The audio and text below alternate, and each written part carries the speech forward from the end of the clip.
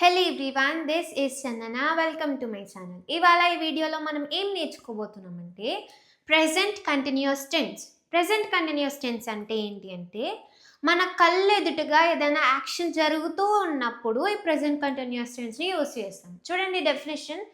The present continuous tense is used to say an action which is going on at the present. Present అంటే మన కళ్ళ ముందు ఏదైనా ఒక పని జరుగుతూ ఉన్నప్పుడు ఈ ప్రెజెంట్ కంటిన్యూస్ టెన్స్ యూస్ చేసి చెప్తాం. ఓకే, చూడండి అసలు ఈ ప్రెజెంట్ కంటిన్యూస్ టెన్స్కి సంబంధించిన సెంటెన్సెస్ ఎలా ఉంటాయో చూద్దాం.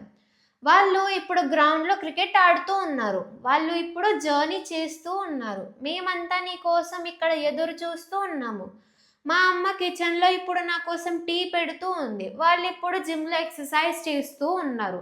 ఇలాంటి సెంటెన్సెస్ చేస్తూ ఉన్నారు, చూస్తూ ఉన్నారు, తయారు చేస్తూ ఉన్నారు, ఇలాంటి సెంటెన్సెస్ వచ్చినప్పుడు ఈ ప్రెజెంట్ కంటిన్యూస్ టెన్స్ యూస్ చేసి ఎలా సెంటెన్సెస్ ఫామ్ చేయాలి అనేది చూద్దాం. ఓకే, ఫస్ట్ కన్స్ట్రక్షన్ చూద్దాం. చూడండి, subject plus am is a plus V4 plus object plus time press. ఇక్కడ మనకి helping verbs and main verbs ఏంటి అంటే యామ్ ఈజ్ ఆర్, ఈ మూడు అంటే సబ్జెక్ట్ని బట్టి మనం హెల్పింగ్ వర్బ్ని తీసుకుంటాము.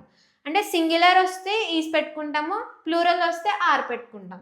అండ్ ఇంకొకటి ఐ వచ్చిందంటే ఐ ఓన్లీ యామ్కి మాత్రమే యూస్ చేస్తాం. Okay, next am is are అనేది ఇక్కడ హెల్పింగ్ వర్బ్స్ అండ్ V4 వచ్చేసి ఇక్కడ మెయిన్ వర్బ్. ఓకే, చూడండి example. I am reading news paper now. I am reading news paper now. నేను ఇప్పుడు న్యూస్ పేపర్ చదువుతూ ఉన్నాను. ఓకే, ఇలాగా సెంటెన్సెస్ స్ట్రక్చర్ అనేది అలాగ ఉంటుంది. సో ఇప్పుడు మనం కంట్రాక్షన్స్ చూద్దాం. కంట్రాక్షన్స్ అంటే ఏంటి అంటే షార్ట్ ఫార్మ్స్. ఇప్పుడు మనం సబ్జెక్ట్కి హెల్పింగ్ వర్బ్ అటాచ్ చేస్తాం. సో ఆ అటాచ్ అయిన తర్వాత ఇప్పుడు I am, we are, they are, you are, he is, she is, it is ఇలా వస్తాయి కదా.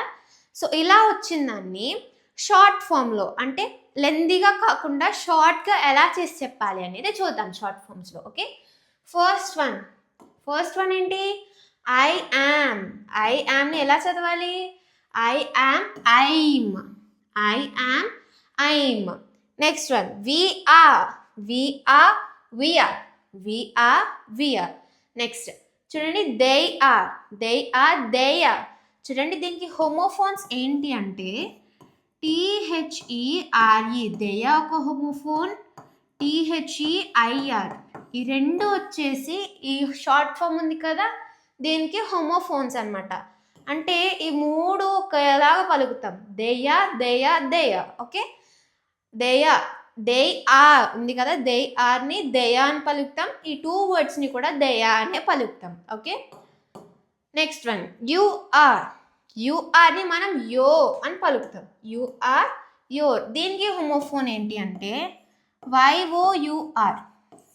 YOUR అనే వర్డ్ ఉంది కదా యో, దీన్ని హోమోఫోన్స్ అని చెప్తారు. You're your. Next one he is, he's. She is, she's. It is, it's. Okay, ఇలాగా ఇప్పుడు మనం ఇవి యూస్ చేసి సెంటెన్సెస్ చూద్దాం. చూడండి, వాళ్ళు ఇప్పుడు గ్రౌండ్లో క్రికెట్ ఆడుతూ ఉన్నారు.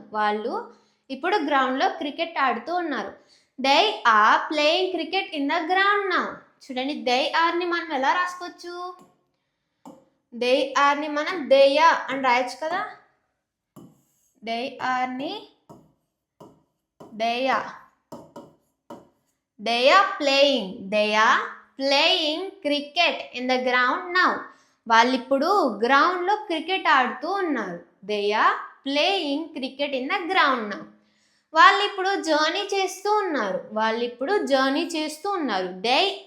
They areని మనం దేయా అని చెప్పొచ్చు కదా. So they are doing journey now. Next one, మేమంతా నీ కోసం ఇక్కడ ఎదురు చూస్తూ ఉన్నాము. We all. ఇక్కడ చూడండి మేమంతా అంటే మేమందరం అన్నప్పుడు వి అంటే సబ్జెక్ట్ పెట్టి ఆల్ అని పెట్టాలి. వి ఆల్ మేమందరం. We all are waiting for you here. We all are waiting for you here. Okay, next one. మా అమ్మ కిచెన్లో ఇప్పుడు నా కోసం టీ పెడుతూ ఉంది. మా అమ్మ ఇప్పుడు నా కోసం కిచెన్లో టీ పెడుతూ ఉంది. My mother is preparing tea for me in the kitchen now. My mother is preparing tea for me in the kitchen now. Next one. వాళ్ళు ఇప్పుడు జిమ్లో ఎక్సర్సైజ్ చేస్తూ ఉన్నారు. They are doing exercise in the gym now. మనం ఇక్కడ doing exercise అని use చేయొచ్చు, లేకపోతే డైరెక్ట్గా ఎక్సర్సైజ్ అనే వర్బ్తో కూడా తీసుకోవచ్చు. ఇలా చెప్పొచ్చు, ఇలా కూడా చెప్పొచ్చు. చూడండి, అది they are doing exercise in the gym now అని ఉంది కదా. సో దాన్ని ఇంకొకలాగా ఎలా చెప్పాలి అంటే they are exercising in the gym now. Direct exercise అనే వర్బ్ తీసుకొని ఇక్కడ నేను యూజ్ చేశాను. Okay, they are exercising in the gym now, రెండు చెప్పచ్చు. Okay, next one. నేను ఇప్పుడు ఇంగ్లీష్ నేర్చుకుంటూ ఉన్నాను. I am learning English now.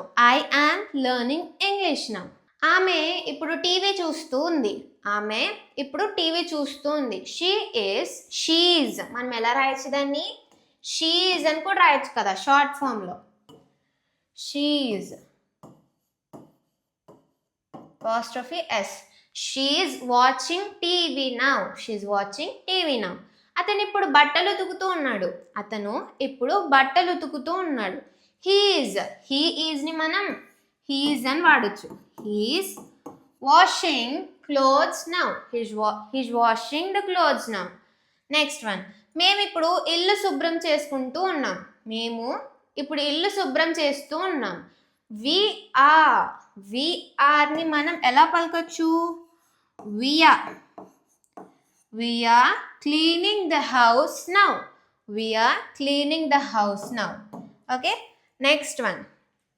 వాళ్ళు ఇప్పుడు ఇంటికి వస్తూ ఉన్నారు. చూడండి, ఈ సెంటెన్స్లో మనం నేర్చుకోవాల్సింది చాలా ఉంది. ఇక్కడ ఏంటి అంటే చూడండి, ఆన్సర్ చూడండి, they are coming home now. ఇక్కడ అందరూ మధ్యలో ఈ కమ్కి హోమ్కి మధ్యలో అందరూ 2 పెడతారు. 2 అవసరం లేదు, ఎందుకంటే కమింగ్ తర్వాత ఇప్పుడు 2 పెట్టాం. ఎప్పుడు పెట్టాము అంటే కమింగ్ హోమ్ అని ఉంది కదా. సో హోమ్ ఉన్నందువల్ల మనం 2 అనేది యూస్ చేయమన్నమాట. ఎప్పుడెప్పుడు యూస్ చేయము? ఇన్సైడ్ అన్నప్పుడు యూస్ చేయము, అవుట్ సైడ్ అన్నప్పుడు యూస్ చేయము, గో అన్నప్పుడు యూస్ చేయము. ఓకే, గో అన్నప్పుడు అండ్ ఇంకెప్పుడు అంటే హియర్ అండ్ దేయర్. ఈ 5 వర్డ్స్ వచ్చినప్పుడు మనం 2 యూజ్ చేయక్కర్లేదు. ఇప్పుడు చూడండి, ఇన్సైడ్ అని ఉంది కదా. ఎవరికైనా చెప్తున్నప్పుడు చిన్నపిల్లలకి ఇంట్లోపలికి వెళ్ళు అంటే గో ఇన్సైడ్ హోమ్ అలా అంటాం, కానీ గో టు ఇన్సైడ్ అని అనం కదా. So go inside, go out side, come here, go there, ఇలాగా గో తర్వాత పెట్టాం, దేయర్ ముందు కూడా పెట్టాం. ఓకే, అలాగా 2 అనేది ఎక్కడెక్కడ పెట్టకూడదు? Inside, out side, go, here, there. Home ముందు కూడా పెట్టకూడదు. Okay, they are coming home now. Next one. నేను ఇప్పుడు హోంవర్క్ చేస్తున్నాను. ఐ యామ్ ఎలా పలకాలి మనం? I'm doing my homework now. వాళ్ళు ఇప్పుడు సినిమా చూస్తున్నారు. They are watching movie now. Okay, ఇలాగా ప్రెజెంట్ కంటిన్యూస్ టెన్స్ని యూస్ చేస్తాం అనమాట. ఎప్పుడెప్పుడు ఏదైనా ఒక పని మన కళ్ళ ముందు జరుగుతూ ఉన్నప్పుడు ఈ యాక్షన్ని యూస్ చేస్తాం. Okay, thank you so much for watching my video till and if you like my video, please like, share and subscribe my channel.